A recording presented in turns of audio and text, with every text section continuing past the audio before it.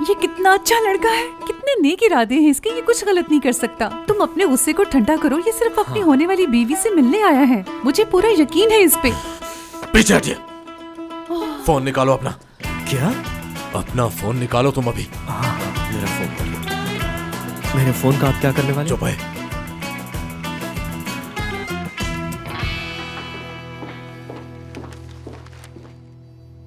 आप जानना नहीं चाहेंगे आपका बेटा किस हाल में है मोहसिन? अगर तुम चाहती हो कि मेरा मूड ठीक रहे तो प्लीज मुझे ये ना दिखाना। देखो जरा अपने बेटे की हालत इज़ार को। करने दो उसे थोड़ी मेहनत। जानती हो, जब मैं उसकी उम्र का था तो 10-10 किलोमीटर का सफर मैं पैदल तय किया करता था। उसके सामने तो ये कुछ भी नहीं है। आपको क्या हो गया है? इस तरह हमसे क्यों बात कर रहे हैं मोहसिन? हम आपके अपने हैं, उनका और हमारा खानदान मुख्तलिफ है। आप ये रिश्ता जोड़ के पता नहीं क्या साबित करना चाहते हैं उनके सामने। हमारी तो कोई सुनता ही नहीं यहाँ। आयशा के घर वाले बहुत अच्छे लोग हैं, तुम मिली नहीं हो उनसे। यानी ये बात तय है कि आप मेरी कोई भी बात सुनना भी नहीं चाहते इस बार। मोहसिन देखिए, करीम पहले से बहुत बदल चुका है, उसे एक मौका और दे के देखिए। अगर आइंदा उसने जरा सी भी गलती की तो मैं आपसे वादा करती हूँ कि मैं खुद उसको धक्के देके इस घर से निकालूंगी, देख लीजिएगा। खालदा, मैं अपना फैसला सुना चुका हूँ, बहस से कोई फायदा नहीं होगा। लो, जिस बेटे को आप अभी इतना जलील कर रहे थे उसको आपकी याद आ रही है, आपको कॉल कर रहा है वो। अब अगर उसकी जगह किसी और की कॉल होती तो फौरन उठा लेते आप, लेकिन वो कॉल कर रहे हैं तो आप नहीं उठा रहे। ठीक है ना, उठाओ ना उठाओ। हेलो, हाँ बोलो करीम। मोहसिन अंकल, रजा बात कर रहा हूँ। रजा? क्या बात है?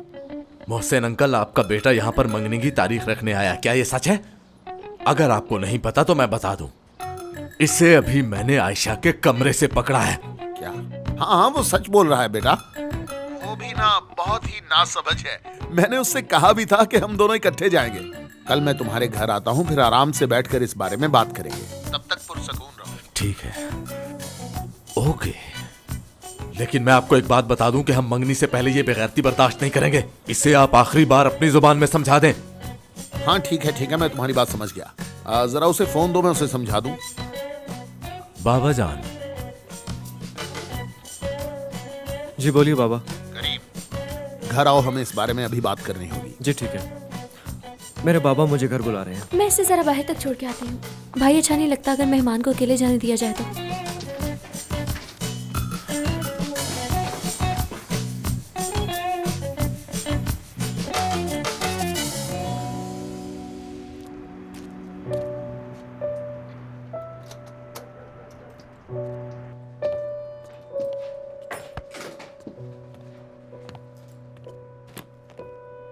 क्या कोई खबर मिली?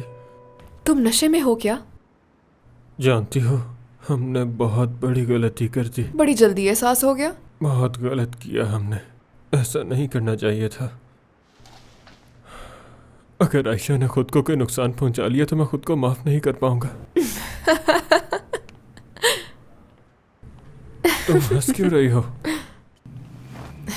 तुम्हारी बेवकूफी पे हंस रही हूँ। जो कहना है साफ साफ कहो। अगर इतना ही बुरा लग रहा है तो दरवाजा सामने है, निकल जाओ यहाँ से। जाओ अब। हाँ चला जाऊंगा, फिक्र मत करो।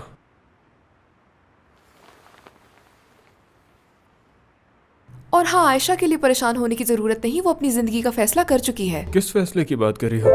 करीम और आयशा की शादी हो रही है।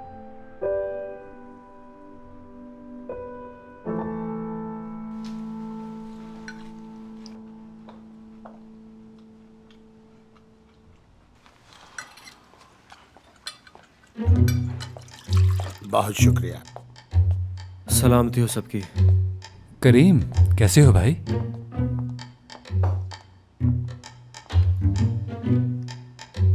मुझे भूख नहीं है, शुक्रिया। हमारी इजाजत के बगैर बाकी सारी तैयारियां भी कर लेते और हम सिर्फ शादी पे आ जाते। मुझे लगता है इस घर में कोई भी मेरी बात नहीं समझेगा। जल्द से जल्द शादी की तैयारियां पूरी कर लो, क्योंकि हम एक ही दिन जाएंगे और उनके साथ सब कुछ फाइनल करके आएंगे। बाबा अगर आपकी इजाजत हो तो मैं आयशा के साथ शॉपिंग पे चली जाऊँ। हाँ तुम्हें उसके साथ जाना हो रिया, हमें तो भाई दूर ही रखो इस सब से। हमें उससे क्या? अच्छी तरह जानता हूँ कि तुम कुछ नहीं करोगी, हुरिया देख लेगी सब कुछ। ठीक है, अब से तमाम मामलात हुरिया ही देखेगी। हम तो आजाद हो गए भाई। फिक्र मत करें अम्मी, मैं उसे आपकी कमी महसूस नहीं होने दूंगी। आने का शुक्रिया करीम, तुम्हारी वजह से हम फिर इकट्ठे बैठ के खा रहे हैं। क्या बात है करीम, तुम कुछ नहीं बोलोगे? मेरे बोलने ना बोलने से कुछ फर्क भी तो नहीं पड़ता। मैंने ड्राइवर से कह दिया है, आज तुम्हें तुम्हारी गाड़ी वापस मिल जाएगी, तुम्हारा अकाउंट भी दोबारा खुल जाएगा, फिर ऑफिस आकर अपनी जिम्मेदारियां दोबारा संभाल सकते हो। मोहसिन आप भी तो आप सीरियस हो इस सब को लेके? तुमने मिसाल सुनी है ना कि हाथी के दांत खाने के और दिखाने के और। वो लड़की तुम्हें पागल बना रही है और हम बन रहे हैं। वो हमारी बहू बनेगी, यहाँ बैठेगी, हमारी बहू। ये दिन देखने से पहले मैं मर क्यों नहीं गई? उठा ले मुझे, खुदा। तुम बस चुप करके वो पियो।